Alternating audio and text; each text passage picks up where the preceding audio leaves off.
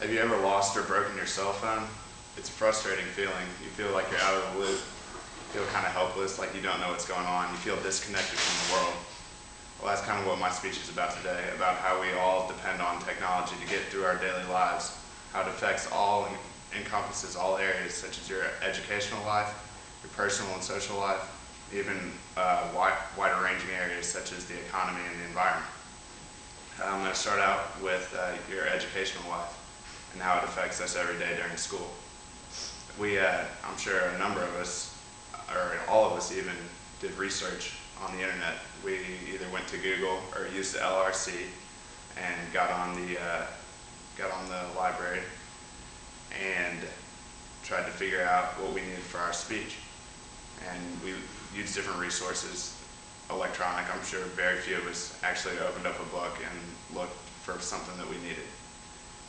Even we'll do online homework, do that online on Moodle, send emails back and forth between your teachers. It's a constant back and forth, and it's instant, and that's why it's so important for us. Another easy example of this is communication, either between you and your classmates, you and your teacher. Use that with your phone. You text, you call someone yourself. If you need to get a hold of somebody, it's right away. You don't have to wait several hours. And that's an important area. But there's also pros and cons to each side of the story, like there is in everything in life. And social scientist Neville Holmes cites Google as a reason why there are negative effects to it too. Google has endless information. You can type in almost anything you want and find it out as soon as you click a button. But what the problem is, it might just be a straight line of just facts, and you don't get a deeper understanding of what you need to know. So the quality of learning goes down, even though the quantity of learning goes up. So it's a give and take. Also, there's also somewhat of a media overload, which has shortened our attention spans.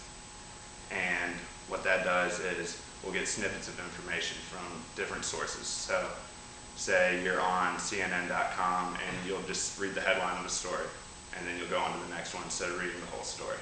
And that's examples that he uses throughout his article that he wrote. There's also a clinical diagnosis, and it's called TDS, which is called Technology Dependency Syndrome. And that's where you need certain things in your life to get by, such as your phone, your computer, your MP3 player, iPod, whatever.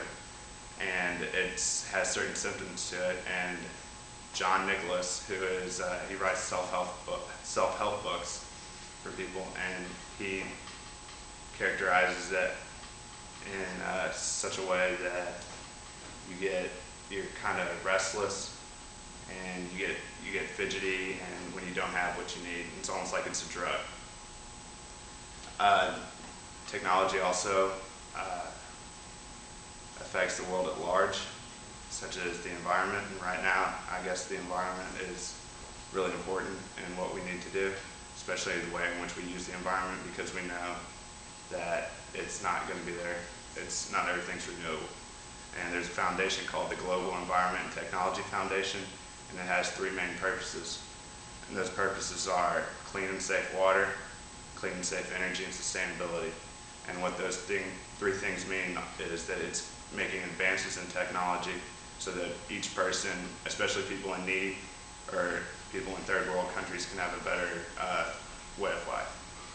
And the economy, the more advances that can be made, the greater productivity can be made, and the more things that can be put out at a time. So if we put out more of a product, then we can try and boost the economy. But there's also a downside to that. If something like newer machines start to replace jobs, then that can also hurt the unemployment. So like I said earlier, it's a give and take, and there's pros and cons to everything. So as you can see, advances in technology affect all parts of our life, going from our school to our personal life to areas at large like the economy and the environment.